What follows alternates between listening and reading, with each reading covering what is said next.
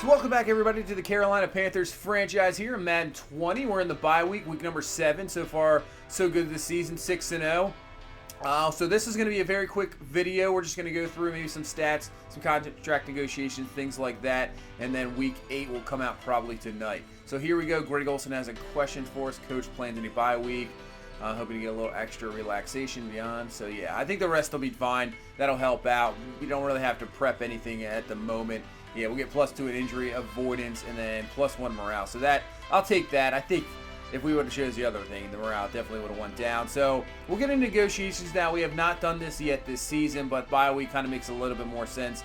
So let's see who we can negotiate. Who's going to possibly free agent McCoy on the 1-year deal. Obviously, Darrell Williams, possibly. I would think about bringing him back. Obviously, need offensive line help. Bradbury, Trey Boston, Shaq Thompson, Torrey Smith, Corey Clement, Bruce Irving, Ross Cockrell there, and then obviously Aldrick Robinson and a couple of guys down there. Can't really negotiate with yet. But Shaq Thompson, for me, is the #1 player. He has been outstanding. He has made an impact. He's only 25 years old. Still has that. He has that star development. So we'll try this. 4 years, $40 million. We'll put him at 29 years old, and he will accept. So we got Shaq Thompson locked up. That is fantastic. Trey Boston, Bradbury. I'm not sure. Even Gerald McCoy, we'll see. But Darrell Williams, I think, is the next guy we should definitely lock up here. He's only 27 years old. He only wants a 2-year deal. He does have the star dev. He is a 79 overall +1 right now with morale. Let's try a 3-year deal. That'll put him at 30 years old. And he actually wants more salary. But that's all right. I'm fine with giving him a little more. Like I said, McCoy, not sure. Bradbury, on the fence. Trey Boston, I think I can definitely draft somebody.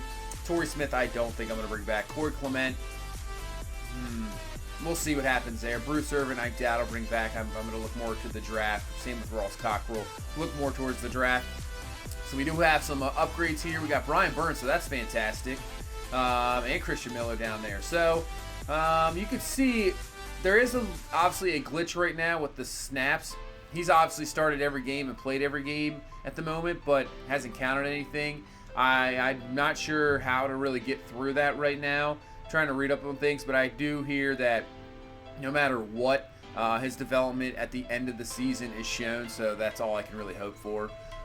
So we'll have to wait on that one. Christian Miller, trying to get him more snaps, trying to get him on some third downs, rushing. Obviously, you have Bruce Irvin in there, and he's only a 67 overall. He's still very raw, but trying to get him in there and get him going has now, like I said, decided to go with the real college draft class. I know now it puts us a couple weeks behind, 4 weeks behind in scouting, but that's okay.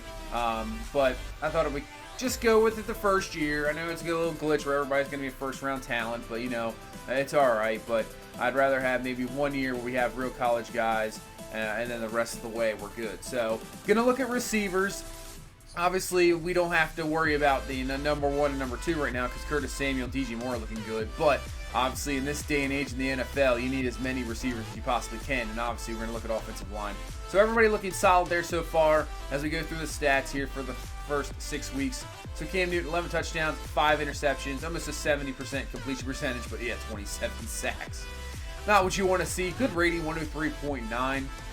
He's played pretty good. He's even leading our team right now in rushing. That's just due to the fact that McCaffrey went down with injury. And Jordan Scarlett's been pretty good. I've been actually impressed by him. Giving him a little bit more opportunities. Almost averaging 5 a carry. His runs are very good. He does have a little bit of power, so I do like that. Curtis Samuel, Greg Olson, and DJ Moore right around the same 24, 26, and 25 catches. Like to get DJ Moore and Curtis Samuel's average up. That is for sure. Only averaging about 11 to 12 yards a catch. I'd rather get it up there with their speed and their athleticism, up to maybe like 15 to 16 yards a catch. But it's tough sometimes in Madden. You just don't have time to throw. Some of those deep routes down the field just don't work out. So, you got to do what you can, and hopefully you get them routes where they can just run after the catch and that you can use their athleticism and speed that way. Defensively, Luke Kuechly, I believe he's leading the league in tackles still. Now has 7 picks. Nobody else really has anything. He has literally every interception there. Forced fumble. He only has 1. But McCoy has 2. Sacks is McCoy leading. Brian Burns, you saw there were 3. So he's still having a good season. You can see actually we're second in offense. based off yards, 8th in defense. We're 5th in scoring here with 165. Points allowed, we're number 1 in the league, so that's good defensively. That's pretty much the stat you want to lead anyway defensively. Points up, points allowed, so I'll take that. Take a look at the standings. Bengals and Browns at 4-2, Steelers at 3-3, Ravens right now at 2-4. Very close still in the division. Looks like the Bengals a surprise team, 2-game win streak. In the AFC South, Colts 3-2, Jags 3-3, Texans 2-4, Titans 1-5. Jets, this is a surprise. They're 4-1. Looks like they're playing outstanding defense, leading this division with the Patriots sitting at 3-3. This is the more surprise. Broncos at 4-2, Chargers 2-4, which is a surprise. Chiefs 1-4-1, finally getting their first win. Looks like their defense is giving up so many points. Same with the Chargers. That is surprising because they have an excellent defense. Interesting. Bears at 3-1-1, a lot of ties. That's pretty close division still. Everybody's pretty much in it. We're obviously 6-0. Falcons at 4-2. Saints, another surprise at 3-3, and the Bucks 1-5. Cowboys and Eagles tied here in the East at 4-2. No really other surprise there.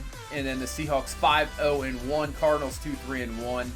Rams at 2-4, who have lost 2 straight. So another surprise there. Looks like they just can't put up enough points. Interesting, really there. So take a look at the schedule the rest of the way. So we'll come off the bye week. We'll go to San Francisco, take on the Titans at Green Bay, and then we start up Falcons. That's going to be tough. Then at Saints. That 3-game stretch there is going to be rough. And then out Falcons, Seahawks, Colts. That 4-game stretch at the end of the season, I think, is going to be a little rough as well. So that'll be it, really, for the bye week. It was just a quick one. We go to San Francisco next. It's going to be interesting to see what happens, but should be a tough game, obviously, always on the road. But hopefully we can take care of business. But that's going to do it for this one. Thank you so much for watching. If you please leave a like, comment, subscribe. I will see you in the next one. You guys have a good one. Bye-bye.